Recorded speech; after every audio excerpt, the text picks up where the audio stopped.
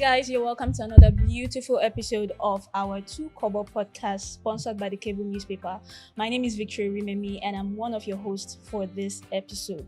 Today, we're diving headfirst into a conversation that has been making rounds on social media. I like to call it the Afrobeats beef. I'm sure that gives you an inkling into what we'll be discussing today. But joining me on this spicy conversation is my ever-intrepid co-host, Zeba. How are you doing, Zeba? I'm fine. I'm unchoppable ever. Like Victor rightly said, our discussion today will be majorly Afrobeat. Not little anymore. That genre of music that has sort of like catapulted Nigeria over the past few years into conversations that even before it went in its creation, we never thought it would become something as huge as this. And of course, it started as something of joy that everybody wanted to associate with, but now there seems to be some beef of Right. So we're not going to be having this conversation alone. We have some very interesting individuals who will be giving us their perspectives. invested. Yes, absolutely. Well-invested individuals who will be giving us their perspectives on this matter. First off, we have someone who is a seasoned journalist, is a media consultant, is worked with likes of The Band, Runtown, and Kobo Davido. Is currently the project coordinator with Eric Mani Records. Please welcome Dayo Showemimo. Hi, Good so nice be to here. meet you. Hi, what's up? Nice to see you again. Yes, Yeah. absolutely. Also joining us is none other than another seasoned journalist. In fact, that's a decade. The Dawn.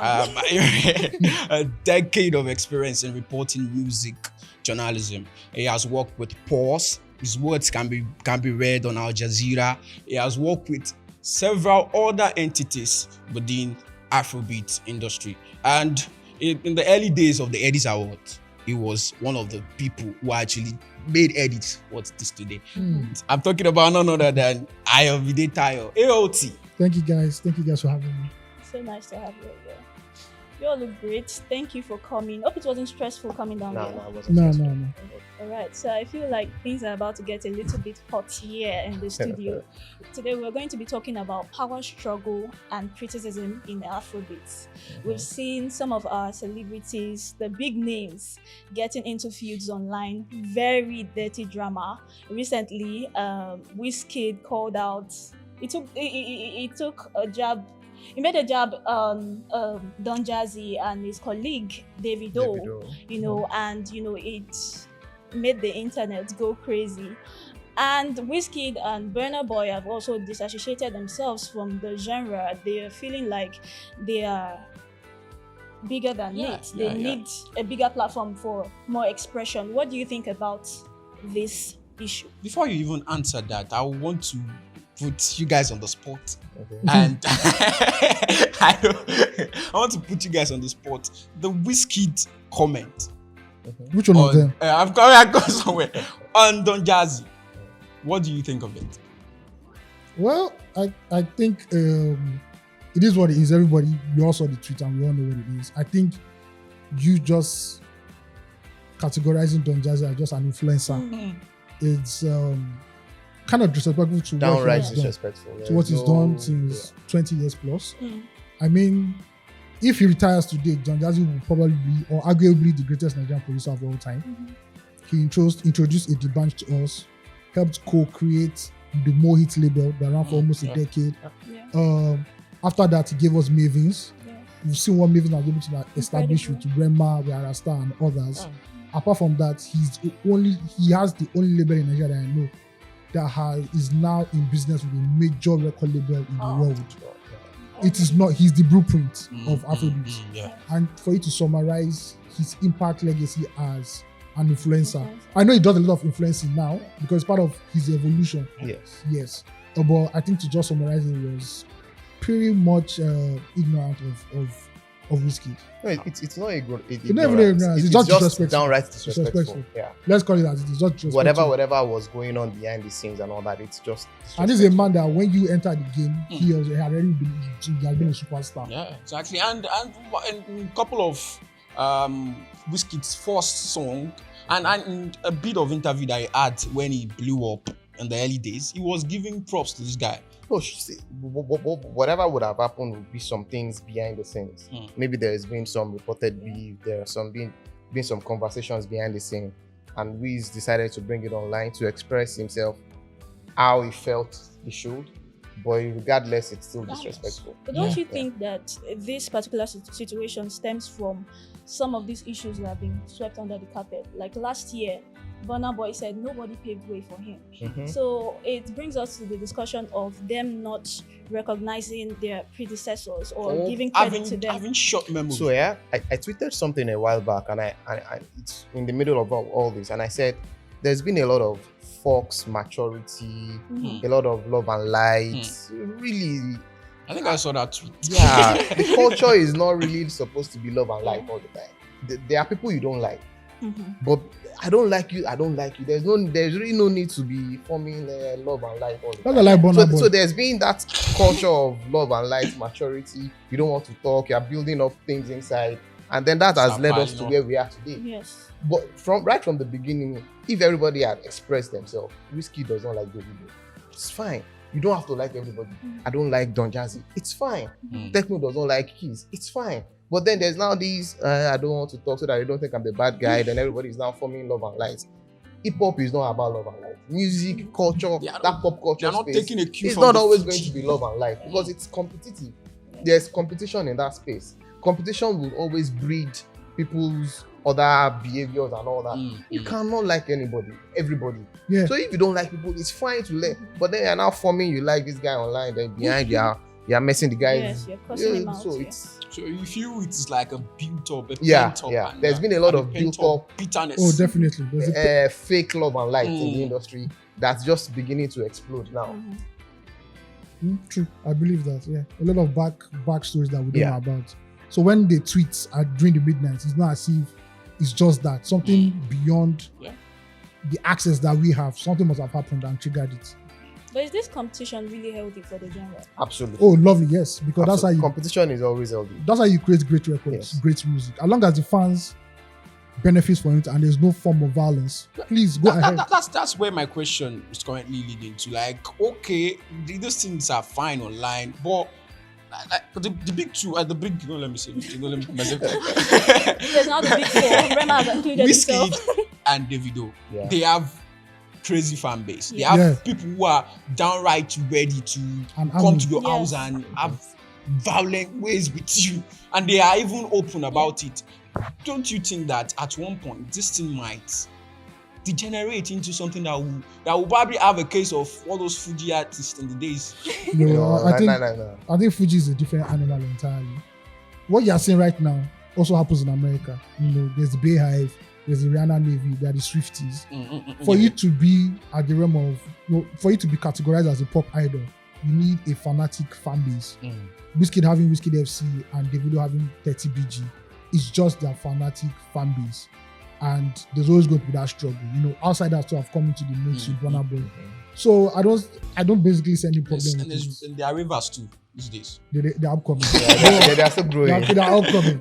But this is what happens anywhere in pop music all over the world. You have it. I don't think it's going to have the Fuji element or the traditional hip hop element of violence. It's not grow violence. They're just kids making us online. Everything you see is just music. And as I said, as long as the music is good and great, and we the fans are enjoying everybody it, wins. Everybody wins. But about the music greatness, about dropping great music now, that's one side. That's the big if. Yeah, but if you look at it, since they really gone ahead, gone toe to toe, Wizkid have dropped Made in Lagos, which his fans call a classic.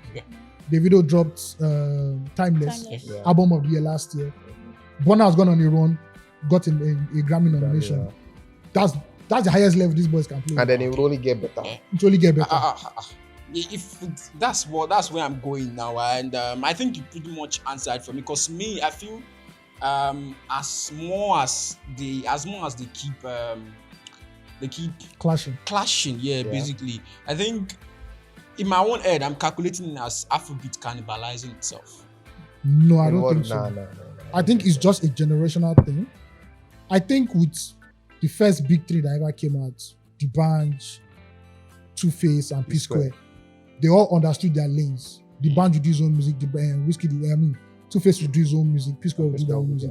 And there was this co-maturity among them, like, we're going to, this new generation are seeking dominance, total dominance. Somebody must come out. No space for anybody else. There's no space to accommodate another person. And you saw it from the get-go. As early as 2013, Davido and Wizkid already had a rivalry / friendship. Yeah. Where frenemies, where attack. Then it got to a point that Burna Boy got to that level. And Burna Boy doesn't want to share the limelight to anybody. Yeah. And there's been that tussle. Everybody's fighting for who is the alpha of Afrobeats. And you're not going to get it because, one, these three guys are very creative and they are very stubborn. They've been very dominant over a decade plus now. And I don't think it will stop until maybe there's a lot of diminishing returns or maybe a new generation takes over from them. Yeah. The only downside I see to this is the fact that the fans of these guys would most likely not get a Wiz and a Davido collaboration. We will all most likely not see three of them on tour together or maybe on a joint song together. By the time they realize, let's give this thing back to these guys, they are most likely in the twilight of their careers. They would have missed the moment. Imagine a Wiz and David song 4 or 5 years ago. A Burna and David or a Burna and Wiz, or three of them on a joint EP now or like last year, 2 years ago. By the time they decide to do that, by the time they see that light, they will be 35 plus and fading off. Because this is what they have denied the fans of music, Nigerian music lovers over the past 10 years. There's absolutely no reason why we should not have had a Wiz and David song. I think we are pining for it, sort of. Do you understand? Now people are actually losing interest because this was when they were in their early 20s, mid 20s. Now they are early 30s. Before you know, they're done 40. Now that time when they hear their collaboration, maybe it will be more resounding that time. Nah, At that time they don't expire. The thing about pop culture is that you never miss your moment. Once you miss your moment, they are almost missing it. It's almost out. Almost out. So now I want to segue into the major issue that is happening with Wizkid and Burna Boy disassociating themselves from Afrobeat itself. It's not only those two. Fireboy recently came out and made a claim that he's single, although he made it in a very roundabout way. But of course, we all know what he's communicating. My question is that at the end of the day, when everybody like the way Afrobeat has always been is like, okay, all hands on deck. We are Afrobeat to the world. Yeah. We are all piling our resources together to get this thing there. Now we finally reached the level where you can constantly, at least now we are sure with the new category of the Grammys that Afrobeat will be at the Grammys every year, not once in a while when you have one spark of excellence. And why is it that it is now that everybody is trying to pull away from the genre? It's complicated. Afrobeats didn't come as organic or natural to us. Here in Nigeria, we all just woke up one morning and they decided, and our music, and that's contemporary pop music in Nigeria, people started describing it as Afrobeats. People from the UK. And the first 2 years, all of us were confused. Like, what is this? The Afrobeat that we know is Fela. This S people are adding at his back. It's somehow. But we started seeing the gains. Collabos with Drake. Davido hitting gold in America. CK Love One TT. And the thing is that it's like a nickname. You might not like a nickname when you're in secondary school, but if it sticks, it sticks. And if this thing is going, everybody started shouting Afrobeats to the world.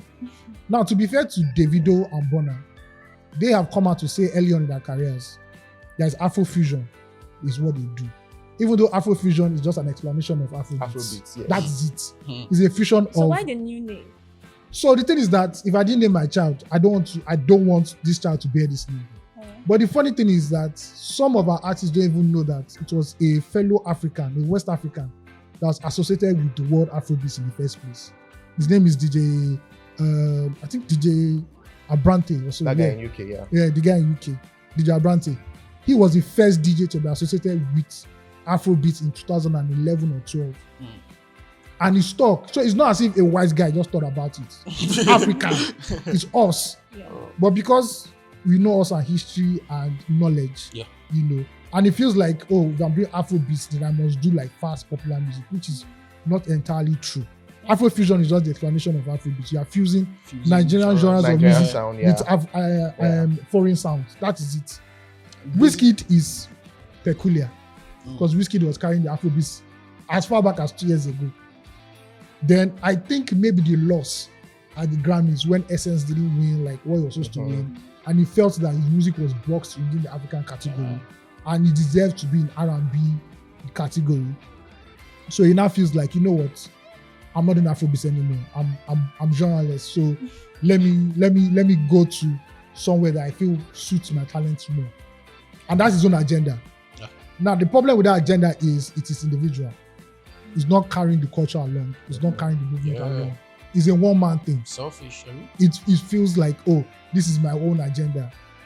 And you forget that the R&B you are doing, you people are not the one that started it. There are R&B artists in America that are out there. Okay, let's say you win 1 Grammy or not. At the end of the day, you are still going to come back to Nigeria. Yeah. Exactly.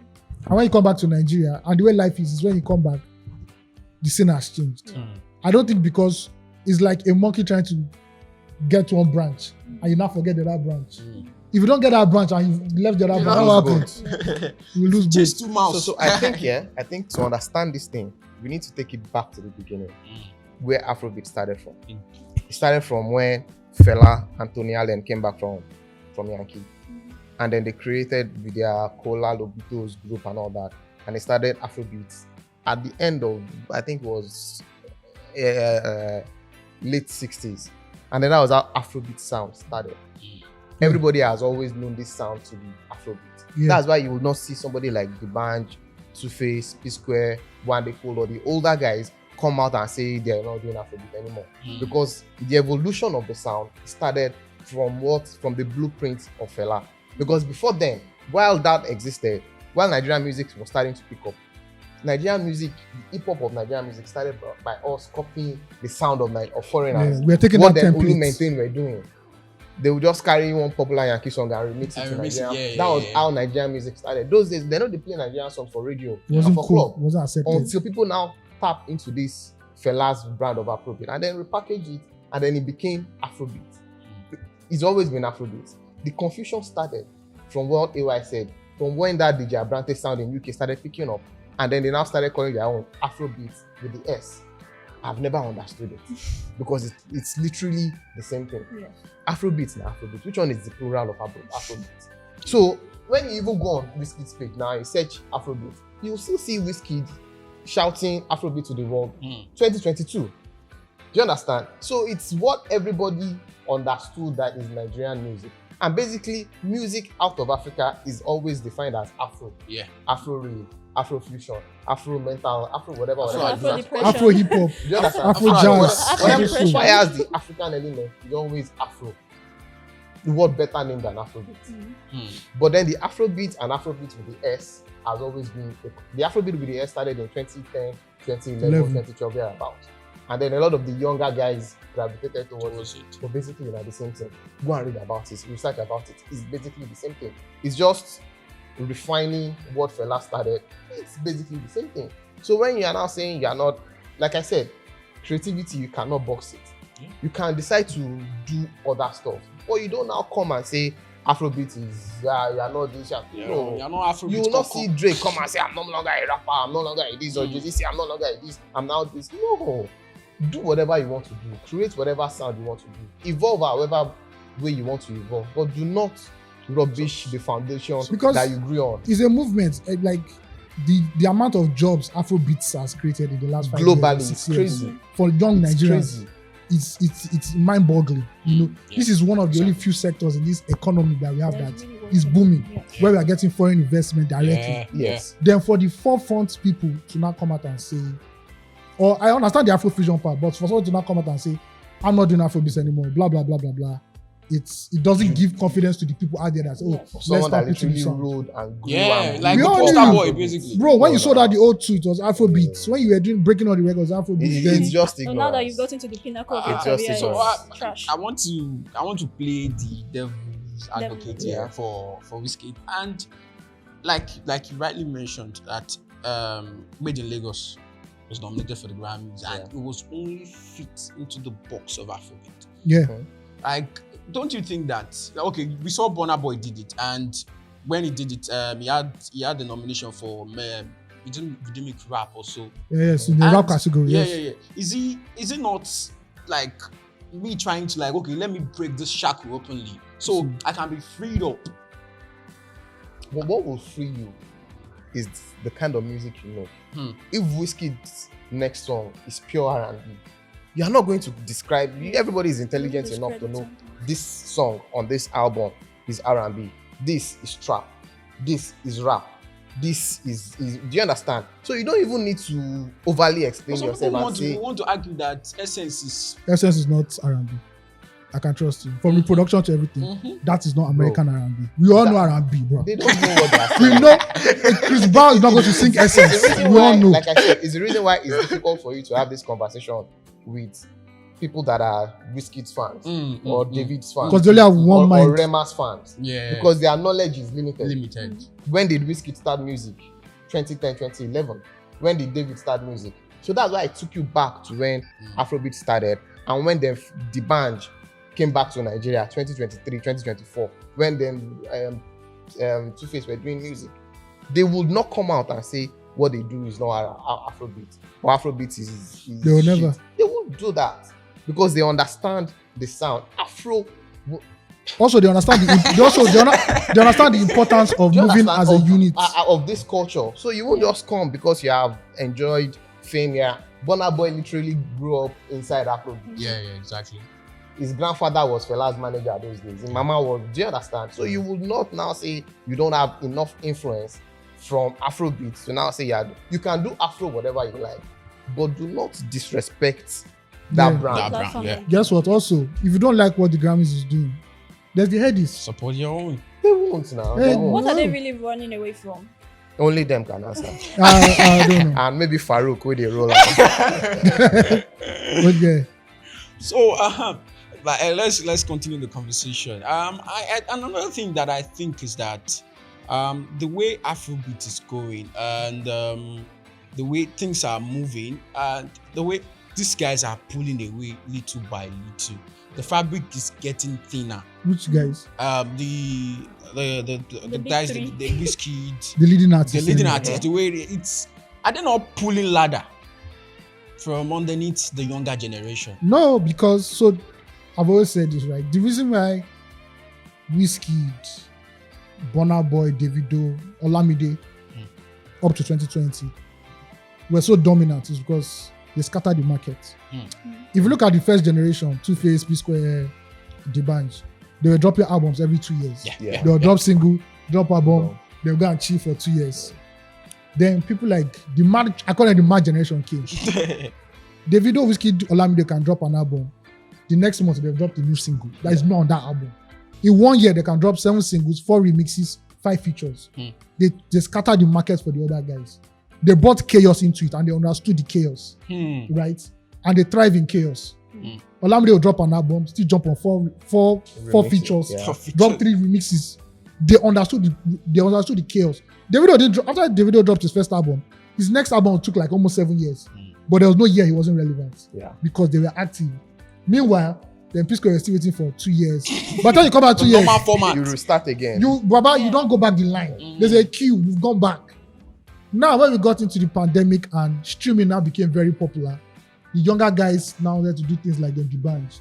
We drop an EP, wait like 6 months, 1 year, we drop another song. The reason why Asake blew fast was because Olamide gave me that following that blueprint. Olamide gave me that secret. As you go, keep going. Fireboy. Don't look stop. back. Do not look back. This generation of artists that we have are too gentle. They do not want to scatter things. Look at Davido, Wizkid, and they all want to drop albums this year. They don't care they don't care about you.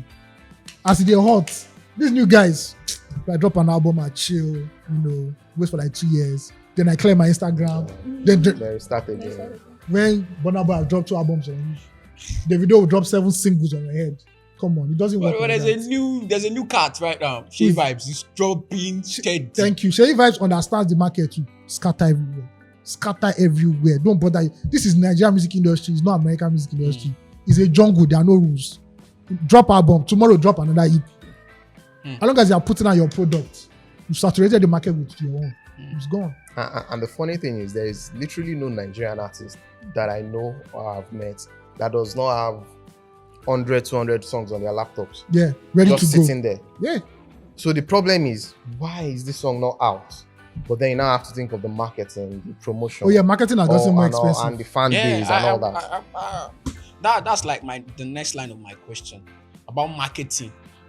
There's this idea that if you don't pump money, or it's Uber marketing, if you don't pump money on steroid to market your song, you are not getting. Thankfully, we have Apple Top 100 now. You are not even getting any close to it. That's fact. It's fact. And there's also the story of we've heard rumors of streaming farms and whatnot. You are close to the industry. There's a documentary. It happens. You are close to the industry Globally, not just in Nigeria. Now, then teach us. It's not. It came from there. All those farms in Philippines, in India, Toyola came from 100 million phones. farms. They just use and they stream one song. It happens everywhere in the world. Don't you think at the end of at the long run, Yeah. like when everything is all about, but not of course if you make song you have to promote it. Yeah. But when it's basically the battle of the fittest. So now I'll give you an example, right? Some 10, 11, 7, 8 years ago, at the beginning of every year, journalists like us then will do top 10, top 15 artists to look out for this. To emerge. And I promise you, out of that top 10, out of that top 15, 3, 4, 5 of them will blow in the year under review, right? Because there was the following, there was the market. You could see the industry from at a glance. You could see the industry, but now everybody in an artist, everybody in a DJ. So you literally cannot do top 10. You'll be looking at top 100, top 150. Now we are in what month is this? May. No new artist has blown this year. Yeah. It didn't used to be like that. Yeah. It didn't used to be like that those days. Because to blow now is crazy. The Gen Z generation on most of the streaming platforms, they don't even want to hear any sound that is not from their generation. So that's why you see artists they are struggling to come back. Not to talk of them Rugged Man, not to talk of them The Band. They are struggling to get a slice of the market that them Sheyi Vibes and Ashake are enjoying now. So to enjoy that space now, it's a lot of money, a lot of market.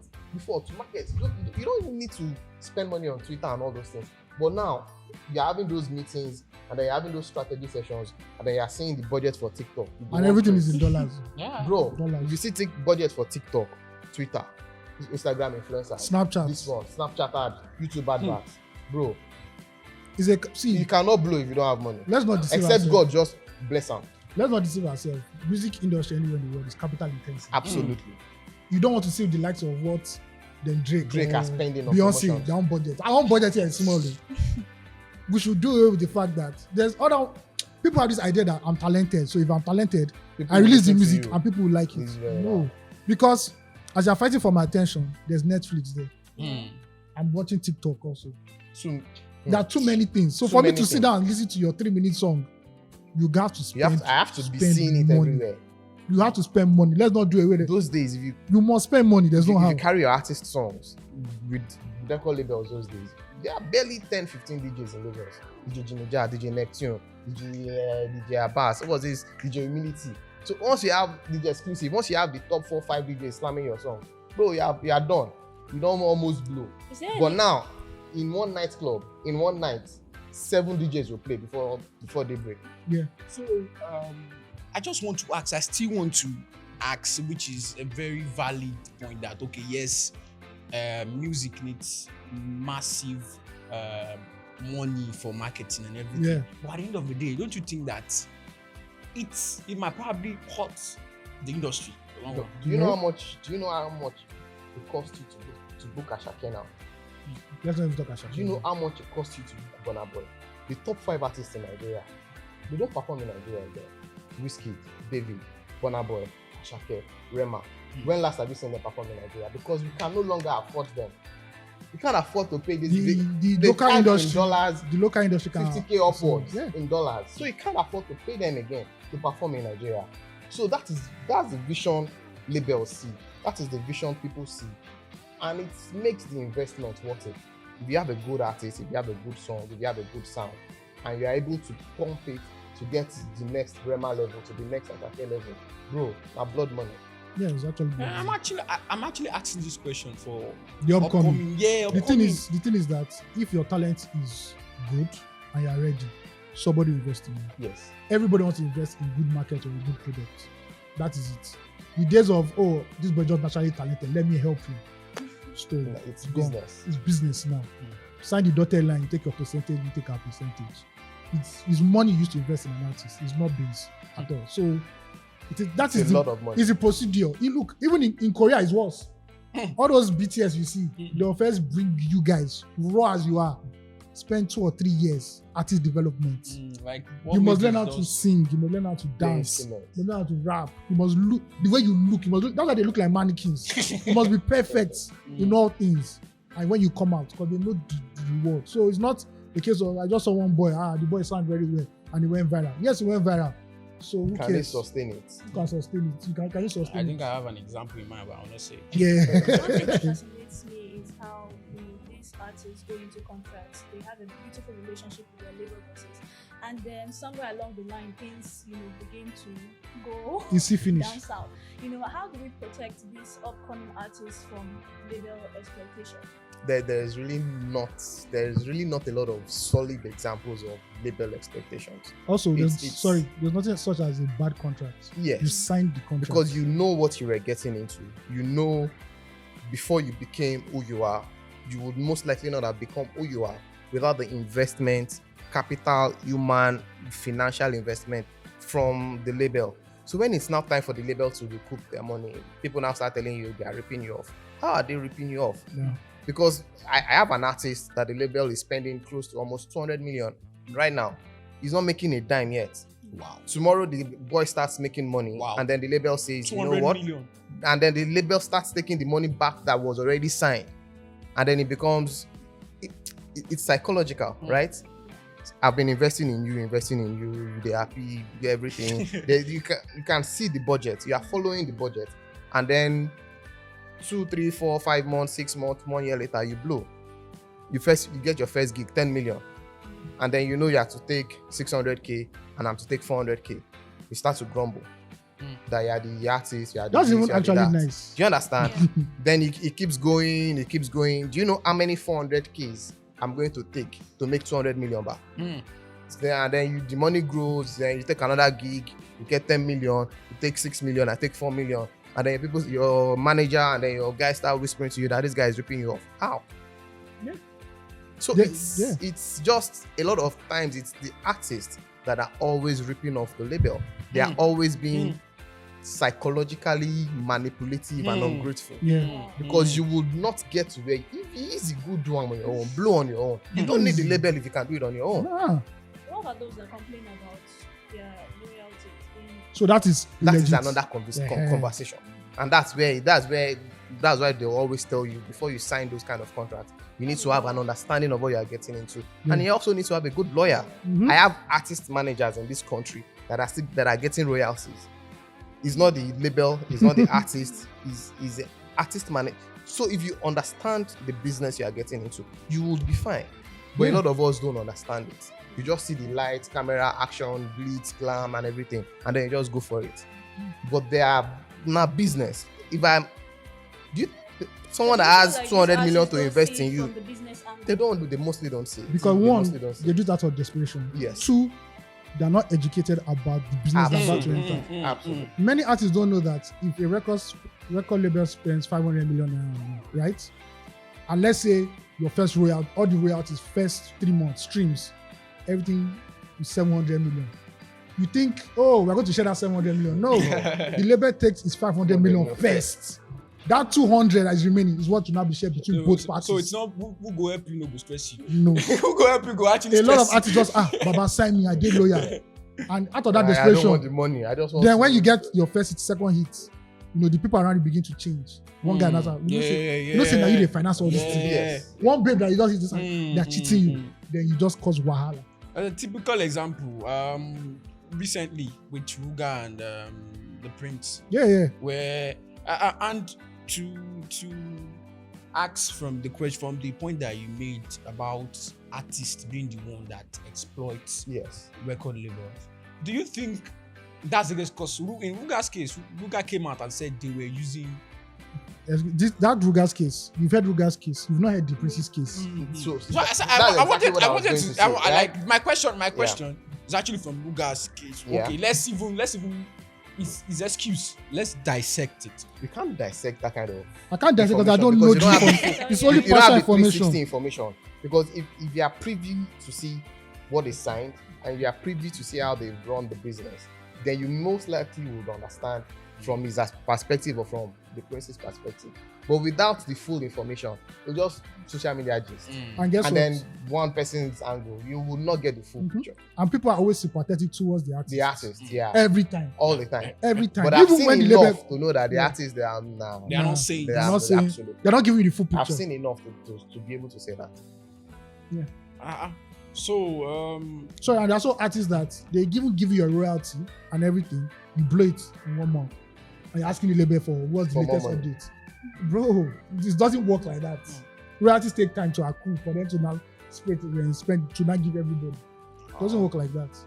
so my question now is that okay, now we've talked about Afrobeats, for upcoming artists and how to deal with contracts and everything, and eventually not to go and sign exploitative contract and everything. So I want to ask a question about like, okay, yeah, I have this talent. I need to, because you guys have been in the industry, you've dealt with a lot of talents. Some of them are successful, some of them not so successful. So I want to ask, like, okay, I'm an upcoming talent and I have this talent. I know I can sing. Not Michelle, hypothetically. You know you can sing. I know I can sing. Yeah. But then, how do I do it? What do I need to do? Where do I need to put myself to be able to in this industry where everything is like we discussed? It's about commercialization. It's So about those the days- money. those days- Which places am I supposed to put myself where? Those days it used to be a lot easier. You just needed to record a demo, put it on a CD, and then take it to Shop it DJs, around. and take it to radio stations, and then take it to record labels, and just drop it there. Some way, somehow, somebody will see you, somebody will hear the sound. I like this guy. Somebody will play your music on radio. Somebody would like you. Somebody will reach out. Now it's even easier. You know you can sing. You have the platform to reach Obama. Just be consistent with your craft on social media. Social Be media. consistent with your voice. Be consistent with the covers you do. Be consistent with the content you put out, and use social media well. If it's truly on that level, something will pop. Yeah. Trust me. Most It artists always these does. days, most artists these days are A lot signed of off people were discovered on Instagram. social media. On Instagram, yeah. Just Mayor keep Kun doing was it. discovered on social Yeah, media. yeah. Ayostar, Ayostar was Yoema, discovered. all of A them. lot of people were discovered from Yeah. there.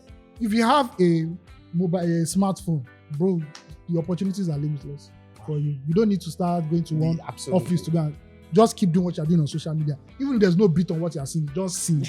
Somebody will find Somebody you. will see the vision. Yeah.